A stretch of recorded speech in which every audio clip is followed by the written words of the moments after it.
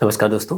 पिछले वीडियो में हम लोग सीएनटी एक्ट के चैप्टर नंबर 4 जो कि ऑक्यूपेंसी रैयत से संबंधित था कि महत्वपूर्ण प्रावधानों को समझने का प्रयास कर रहे थे। तो अधिभोगी रैयत के क्या-क्या मुख्य प्रावधान थे पिछले वीडियो में आप लोगों को डिटेल वाइज हम समझाए। उसका थोड़ा बहुत यूज आज भी होगा, तो उम्मीद करते हैं पिछला वीडियो आप लोग देखे होंगे और वहाँ जो भी कुछ आपको बताया गया होगा आपको समझ में आ रहा होगा। हम जो भी कुछ यहाँ पे पढ़ा रहे हैं उसे आप खुद से भी क्या कर सकते हैं, पढ़ सकते हैं नोट्स के माध्यम से। ये नोट्स हम लोगों के ऐप प्रबुद्ध पत्रिका में आपको मिल जाएगा।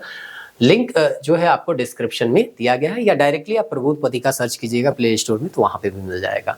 अगर ये पीपीटी पढ़ना चाहते हैं या देखना चाहते हैं तो वो भी ऐप में मिल जाएगा। माइंड मैप भी, ये सब सारा चीज़ ई बुक एक सेक्शन है वहाँ पे आपको मिल जाएगा। अगर आपको टेस्ट देना है जैसे हम पढ़ा रहे हैं वैसे प्रैक्टिस क्वेश्चन की, हाँ ये चीज़ पढ़े तो इससे किस तरह के क्वेश्चन बन सकते हैं, प्रैक्टिस अगर करना है तो आपको टेस्ट वाले सेक्शन में जाना होगा। और इससे संबंधित पीवाईक्यू तो आप लोगों को बताया गया है। अगर टेस्ट के फॉर्म में बनाना चाहते हैं तो वहाँ पे भी जाके आप क्या कर सकते हैं, टेस्ट वाले सेक्शन में जाइएगा। तो झारखंड का जो एक टेस्ट है ना 99 रुपीज़ में आपको मिलेगा। वहाँ पे चैप्टर वाइज हिस्ट्री, ज्योग्राफी, फिर जेपीएससी के लिए स्पेशल जो है वो सेक्शन आपको मिल जाएगा, वहाँ पे जाके आप बना सकते हैं। तो चलिए आज हम लोग चैप्टर नंबर 5, 6 और 7 के जो मुख्य प्रावधान है उसको समझने का प्रयास करते हैं। तो चैप्टर नंबर 5 जो है उसमें एक सेक्शन है 37 और ये 37 में क्या बोलता है चलिए उसको समझते हैं। इसका हेडिंग दिया गया है चैप्टर नंबर 5 का अधिकार प्राप्त रैयत। जैसे कि चैप्टर नंबर 4 का था ना ऑक्यूपेंसी रैयत या अधिभोगाधिकार रैयत, कि किसको अधिभोगी रैयत हम मानेंगे, अगर अधिभोगी रैयत है तो उसका क्या अधिकार है, उसका लगान कैसे बढ़ेगा, उसका लगान कैसे घटेगा, ये सारा चीज जो है चैप्टर नंबर 4 जो कि पिछले वीडियो में हम लोग पढ़ रहे थे उसमें आपको बताया गया। अब हम लोग चैप्टर नंबर 5 में क्या करते हैं, देखते हैं कि अधिकार प्राप्त रैयत में क्या बात करता है। तो यहाँ पे बोला गया है सेक्शन 37 में कि खुदकटी अधिकार प्राप्त रैयत की काश्तकारी की प्रसंगतियां। तो यहाँ पे कुल मिला के समझिए कि खुदकटी अधिकार जो प्राप्त रैयत है उनके बारे में कुछ प्रावधान दिया गया है सेक्शन 37 में। क्या प्रावधान है उसको आसान भाषा में यहाँ पे समझने का प्रयास करते हैं। बोलता है अधिनियम के अधिभोगी रैयत, अधिनियम के अधिभोगी रैयत संबंधी उपबंध उन रैयतों पर भी लागू होंगे जिन्हें खुदकटी अधिकार प्राप्त है। अब जैसे कि अभी आपको बोला गया कि पिछले वीडियो में जो भी कुछ पढ़ाए हैं वो थोड़ा बहुत आपको समझना होगा, तब इस चैप्टर को आप क्या कीजिएगा और भी बेहतर तरीके से समझ पाइएगा, क्योंकि हर एक चैप्टर जो है वो कहीं ना कहीं इंटरलिंक होता है। तो यहाँ पे क्या बोला गया है कि अधिनियम यानी कि ये जो सीएनटी एक्ट 1908 का अधिनियम पढ़ रहे हैं वो का अधिभोगी रैयत संबंधी उपबंध। अब ये अधिभोगी रैयत संबंधी उपबंध या प्रावधान जो है वो किस चैप्टर में पढ़े थे, चैप्टर नंबर 4 में, जो कि पिछले वीडियो में आपको पढ़ाया गया था। वो सभी उपबंध या सभी प्रावधान उन रैयत पर भी लागू होंगे जिन्हें खुदकटी अधिकार प्राप्त खुदकटी अधिकार प्राप्त रैयत है, उन पे भी ये प्रावधान क्या होगा, लागू होगा। मतलब चैप्टर 4 में आपको जो भी प्रावधान बताए गए थे अधिभोगी रैयत की, वो सभी प्रावधान उन सभी रैयतों पे लागू होंगे जो खुदकटी अधिकार प्राप्त रैयत है। तो इस तरह से उम्मीद करते हैं आपको समझ में आ गया। मतलब वहां पे खुदकटी अधिकार प्राप्त रैयत के बारे में नहीं बोला गया था, तो चैप्टर 5 में स्पष्ट कर दिया गया कि भाई अधिभोगी रैयत जो है ना उनको जो भी सुविधा मिला या जो भी अधिकार मिला है या जो भी प्रावधान वहां पे उनके संदर्भ में किया गया, वो सभी प्रावधान जो है या सभी उपबंध जो है वो खुदकटी अधिकार प्राप्त रैयत पे भी लागू होंगे हूबहू। लेकिन कहीं पे अपवाद है, कहीं कहीं क्या है, अपवाद। वो अपवाद क्या है, तो आप लोगों को बताया गया था सेक्शन 25 से लेकर सेक्शन 36 तक लगान में किस तरह से वृद्धि और कमी होगा ये चीज बताया गया है।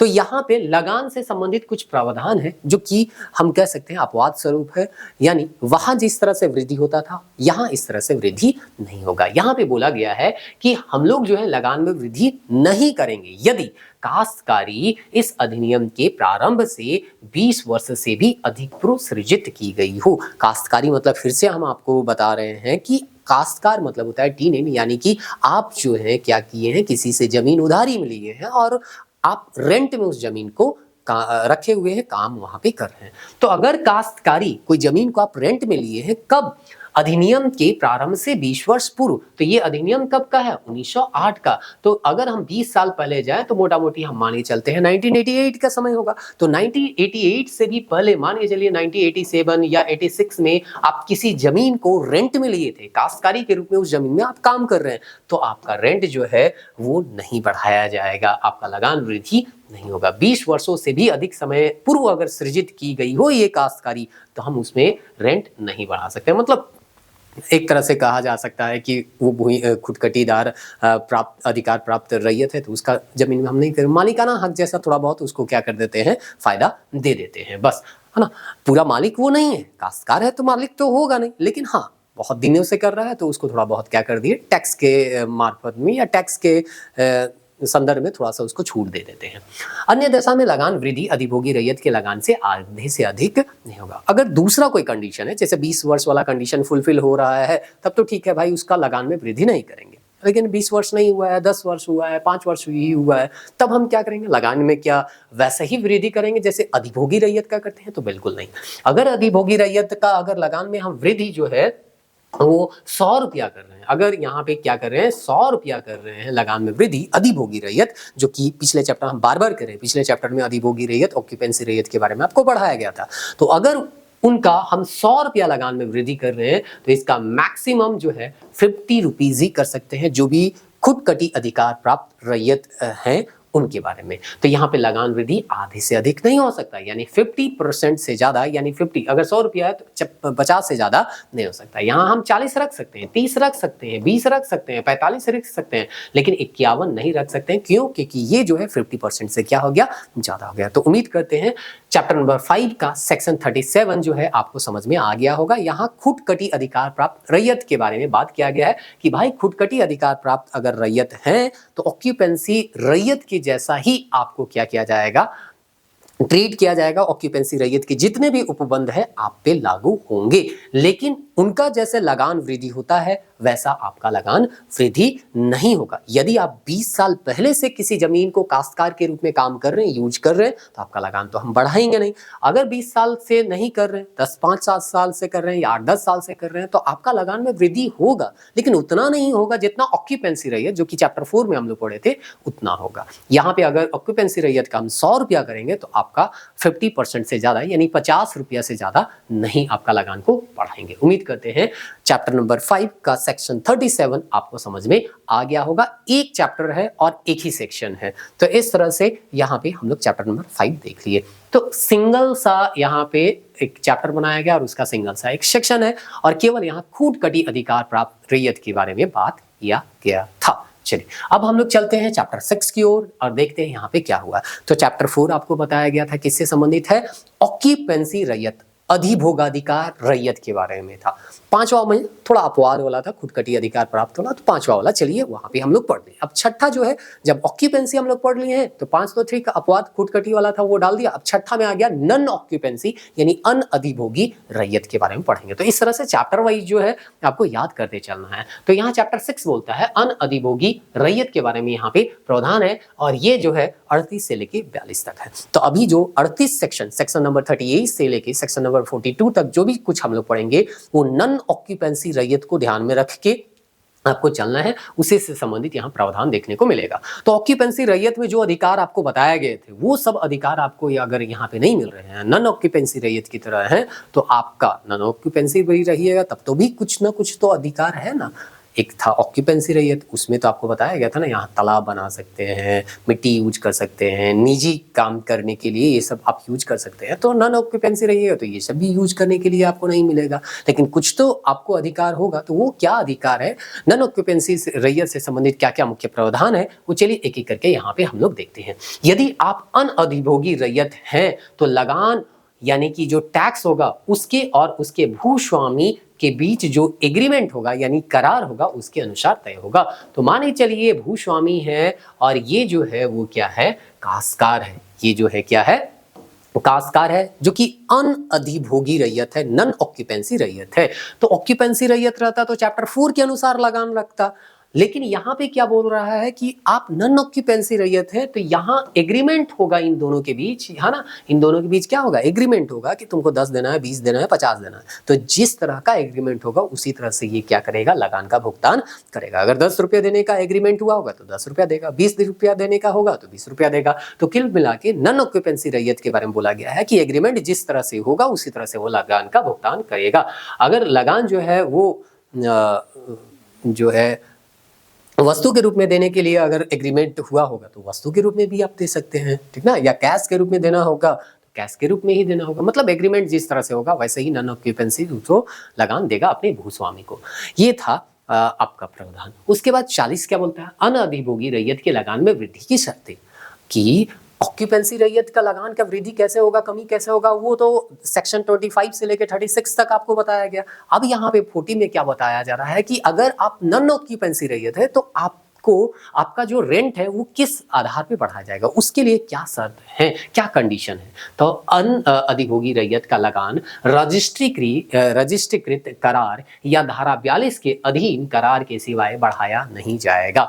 तो या तो रजिस्ट्रीकृत जो एग्रीमेंट होगा उसके तहत आपको क्या किया जाएगा, बढ़ाया जाएगा, या धारा 42 अभी हम लोग पढ़ने वाले हैं उसके अधीन ही बढ़ाया जाएगा।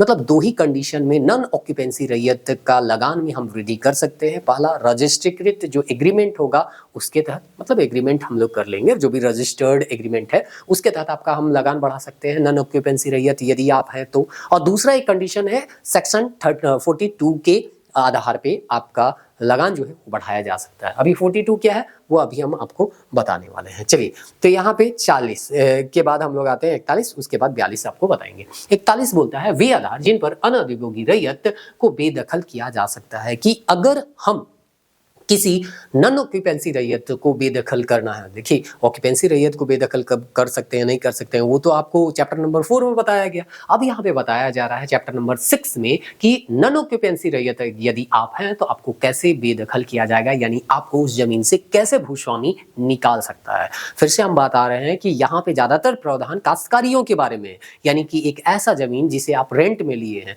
अब रेंट में लिए हैं तो आपको कब मालिक रेंट से निकाल सकता है। यदि आप नॉन ऑक्यूपेंसी रैयत के तौर पे काम कर रहे हैं तो ऑक्यूपेंसी रैयत वाला तो बता दिया गया। नॉन ऑक्यूपेंसी रैयत के तौर पे अगर आप काम कर रहे हैं और लगान का भुगतान नहीं करेंगे तो आपको निकाल दिया जाएगा। लगान का भुगतान कब तक नहीं कीजिएगा, तृतीय कृषि वर्ष को सेक्शन 3 में परिभाषित किया गया है और बताया गया था कि ये स्थानीय रूढ़ी के अनुसार हो सकता है कोई महीना, या अगर मालिक भूस्वामी सरकार हो तो 1 अप्रैल लेके हम चल सकते हैं। ये चीज जो है फर्स्ट वीडियो में हम आपको, मतलब जो CNT एक्ट का जो इंट्रो वाला पार्ट था वहां पे हम बताए थे, जहां चैप्टर 1 से हम लोग शुरू किए थे। अब यहाँ पे बोलता है तृतीय कृषि वर्ष के प्रारंभ के बाद 90 दिन के भीतर यदि हम 2 वर्षों का जो ऋण है या लगान है नहीं भुगतान करेंगे, 2 कृषि वर्ष का लगान जो है भुगतान नहीं करेंगे, तो मालिक जो है या भूस्वामी जो है वो नॉन ऑक्यूपेंसी रैयत को क्या कर सकता है, जमीन से निकाल सकता है, बेदखल कर सकता है। अब इस चीज को आप समझिएगा, 3 कृषि वर्ष के बारे में क्या है। तो मान के चलिए अगर 1 अप्रैल है, मान के चलिए यहाँ पे क्या है 1 अप्रैल है, तो 1 अप्रैल से यहाँ पे, एक मिनट कैसे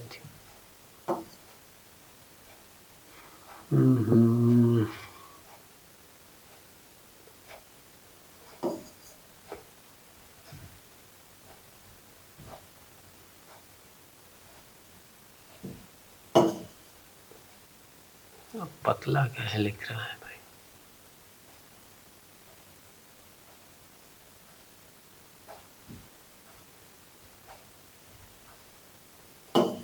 छोड़िए, हटाइए, 1 अप्रैल यहाँ पे नहीं दिखाई देगा, छोड़िए, अभी इसका सेटिंग सुधारने के चक्कर में गड़बड़ा जाएगा।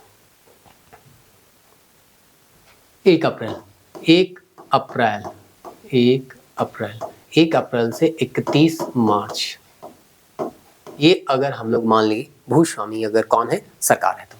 अब 1 अप्रैल से 1 साल हो गया, फिर दूसरा साल हो गया, फिर आएगा क्या, तीसरा साल। तीसरा साल 1 अप्रैल से शुरू होगा। अब इसका 90 दिन के अंदर, 90 दिनों के अंदर, यानी अप्रैल हो गया तो अप्रैल, मई और जून के लास्ट तक अगर आप पैसा नहीं दीजिएगा, लगान का भुगतान नहीं कीजिएगा, तो भूस्वामी जो है आपको बेदखल कर सकता है। ये पहला कंडीशन है बेदखल करने का। दूसरा, भूमि का उपयोग ऐसे रीति से किया हो जो स्थानीय रूढ़ी या प्रथा द्वारा प्राधिकृत नहीं। ये तो ऑक्यूपेंसी में भी था कि जैसा जो है परंपरा है उसके अनुसार या जो तरीका है उसके अनुसार जो है, या भूमि हर्षित अगर आप कर रहे हैं तो भूस्वामी आपको क्या कर सकता है, बेदखल कर सकता है। भूमि हर्षित कब नहीं माना जाएगा वो भी आपको वहां पे बता दिया गया था कि अगर निजी काम के लिए आप ईंट बना रहे हैं, कुआं बना रहे हैं, तालाब बना रहे हैं, तो ये माना जाएगा कि निजी कार्य के लिए ये किया गया है और इससे भूमि का हर्षित जो है या मूल्य जो है वो कम नहीं हुआ है, तो आपको बेदखल नहीं कर सकता है। तो यहाँ तो वैसा कुछ नहीं कहा गया, बस एक लाइन में बोला गया है कि भूमि का उपयोग ऐसे रीति से किया हो, ऐसा तरीका से किया हो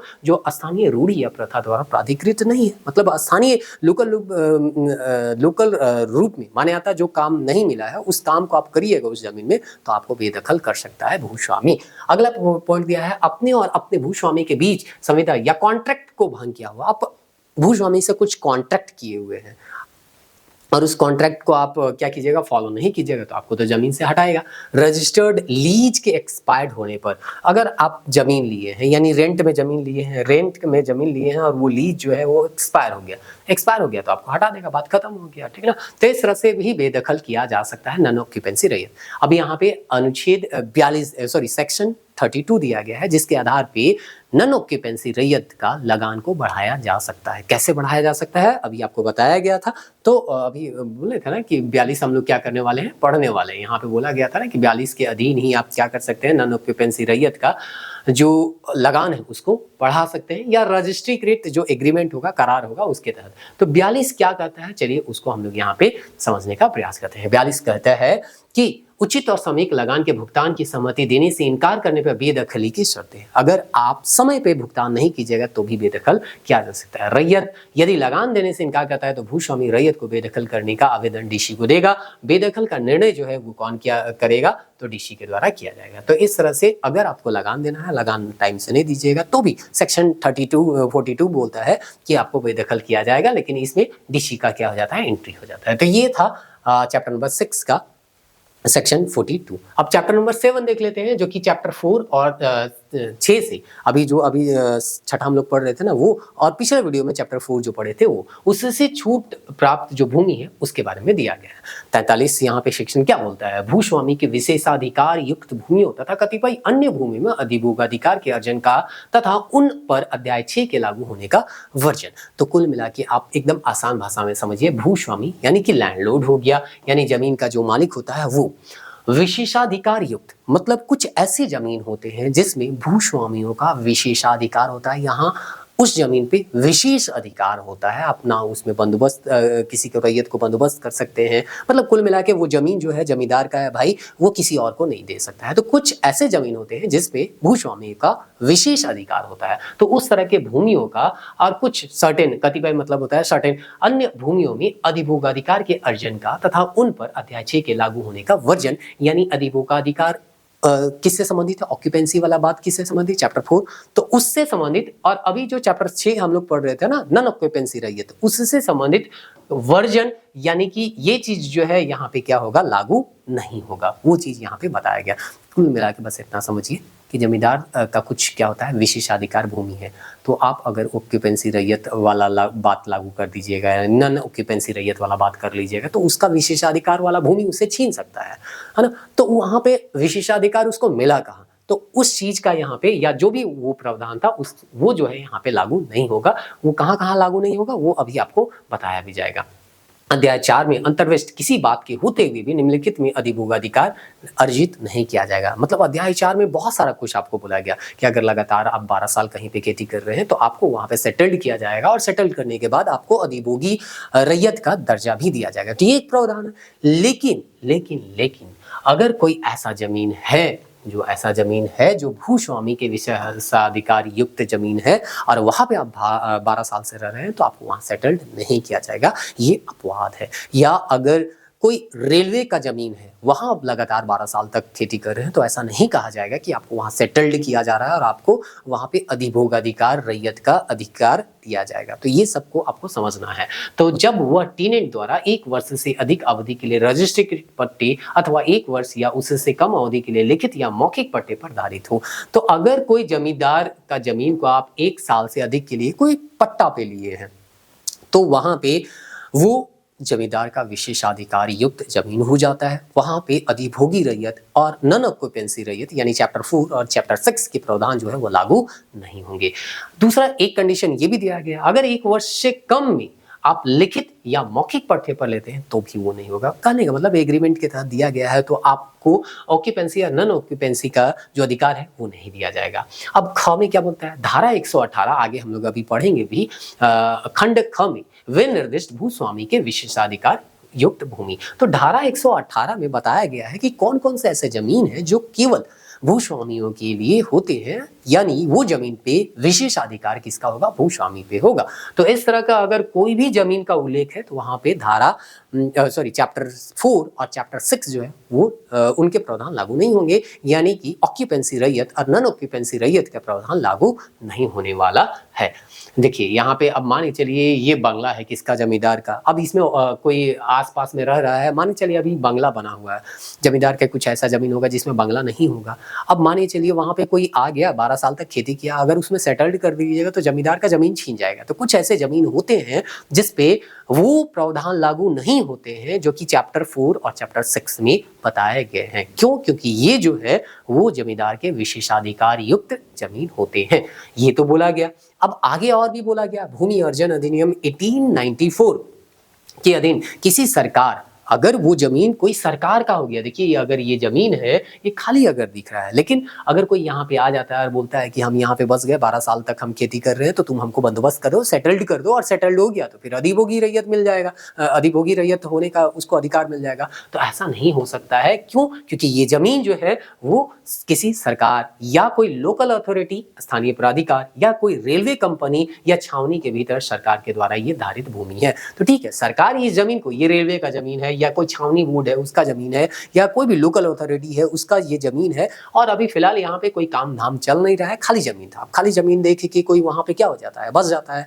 जो अवैध कब्जा हम लोग यहाँ पे बोलते हैं ना, या सरकार जो है अवैध निर्माण को क्या करती है, साफ करवाती है, वो इसी तरह का है कि आप ये नहीं कर सकते हम 20 साल 15 साल या 50 साल से यहाँ पे रह रहे हैं तो ये जमीन पे मेरा अधिकार हो जाएगा। नहीं, वो अधिकार नहीं होगा, क्योंकि उस जमीन का मालिक जो है वो कौन है, यहाँ पे कोई सरकार है, कोई रेलवे अधिकारी, रेलवे के अधीन उसको लिया गया है, या स्थानीय प्राधिकार लोकल अथॉरिटी है उसके अधीन है। तो आप उसके जमीन को 12 साल से रह रहे हैं ये बोल के अपने कब्जे में नहीं ले सकते, या ये नहीं कर सकते कि हमको यहाँ पे बंदोबस्त कर दो, सेटल्ड कर दो। ऐसा संभव नहीं है। किसी सरकार अथवा स्थानीय प्राधिकार द्वारा लोक कल्याण के लिए लिया गया भूमि जिसका उपयोग सड़क, नहर, तटबंध, बांध या जलाशय जैसे लोक कार्यों के लिए भी हुआ है, तो वैसे जमीन पे भी ऑक्यूपेंसी रैयत का अधिकार और नॉन ऑक्यूपेंसी रैयत वाला जो अधिकार हम लोग पढ़े हैं चैप्टर 6 और चैप्टर 4 में, वो यहाँ पे लागू नहीं होता है। यानी कि इस जमीन को भी आप जो है यहाँ पे बस जाइएगा, मान चलिए ठीक है ये बांध वाला है, अब बांध के इधर आसपास का जो जमीन है उसको सरकार डेवलप करने के लिए रखी है, लेकिन फिलहाल अभी कोई काम डेवलपमेंट का नहीं हुआ है, बांध बना के छोड़ दिया गया।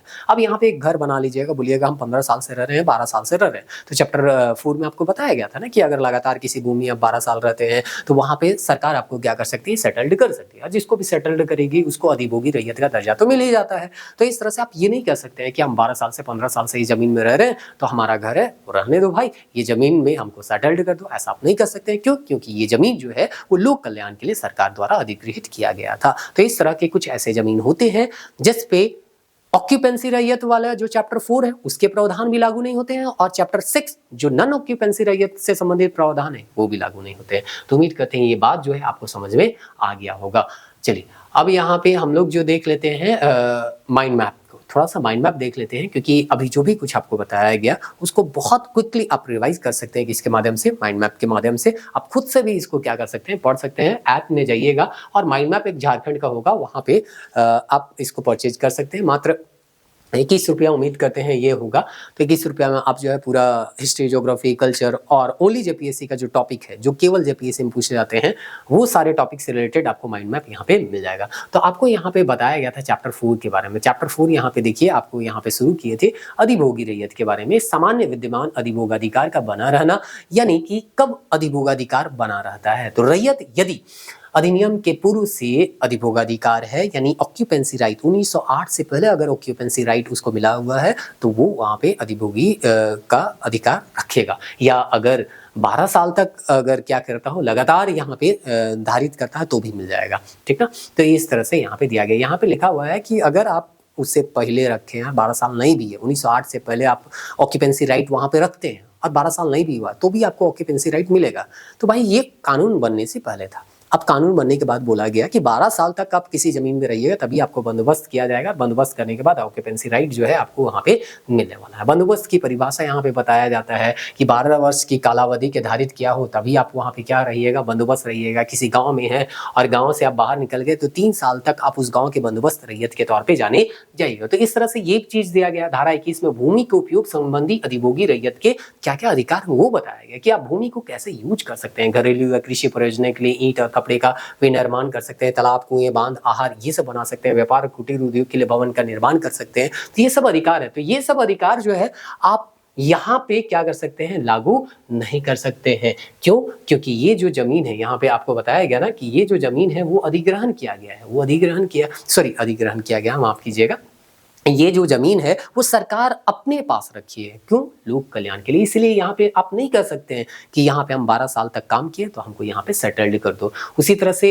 अगर कोई भूमि का अर्जन किया गया है सरकार के द्वारा, भूमि सरकार, चूंकि ज्यादातर भूमि के मालिक कौन होते हैं, सरकार ही होते हैं, तो अगर सरकार ली है तो आप यहाँ पे बस जाइएगा और कहिएगा कि 12 साल से हम बसे हुए हैं तो हमको यहाँ पे अधिभोगी अधिकार दे दो, तो संभव नहीं है। तो यहाँ पे वही चीज आपको बताया गया था चैप्टर जो 7 है उसमें कि कुछ ऐसे जमीन होते हैं जिसमें जमींदार का विशेषाधिकार होता है। वहां पे ऑक्यूपेंसी और नॉन ऑक्यूपेंसी वाला नियम जो है आप लागू नहीं कर सकते हैं।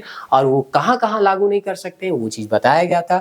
यदि आप रजिस्ट्री किट पर 1 साल या एग्रीमेंट के तहत है तो एग्रीमेंट खत्म भैया, वहां पे आप फिर 12 साल आप रहे हैं तो आपको जबरदस्ती थोड़ी, आप एग्रीमेंट में 1 साल का बात था, आप ठीक है हटाया नहीं, अब 12 साल रहे हैं तो आप ये नहीं कह सकते हैं कि हमको यहाँ पे बंदोबस्त कर दो, क्योंकि 1 साल का एग्रीमेंट था वो रहने दिया, वो अलग बात है। लेकिन अब जो है 1 साल का एग्रीमेंट तो कब का खत्म हो चुका है, तो आप वहां से भागो, वहां हम आपको बंदोबस्त नहीं करेंगे। ये सब यहाँ पे बात था। यदि किसी जमींदार का भूमि है, वो जमींदार का कौन कौन सा विशेषाधिकार जमीन है वो 118 में, धारा 118 में दिया गया है, वो सब जमीन है। तो वहां पे भी आप बस जाइएगा, बोलिएगा 12 साल से हम कर रहे हैं तो हमको ऑक्यूपेंसी राइट दे दो, संभव नहीं है भाई। उसी तरह से अगर कोई सरकार होकर जमीन ले लेती है और उसको उसमें आप बस जाते हैं और बोलिएगा कि हमको यहाँ पे क्या कर दो, सेटल्ड कर दो या ऑक्यूपेंसी राइट दे दो, तो हम यहाँ पे नहीं दे सकते हैं। वही चीज को यहाँ पे बताया गया है। तो चलिए हम इस छोटे से वीडियो में आप लोगों के चैप्टर नंबर 5, 6 और 7 के जो भी मुख्य प्रावधान थे उसको बताने का प्रयास किए। अगर इसको फिर से हम बताना बोल रहे हैं कि आपको जांचना है कि कितना समझ में आया,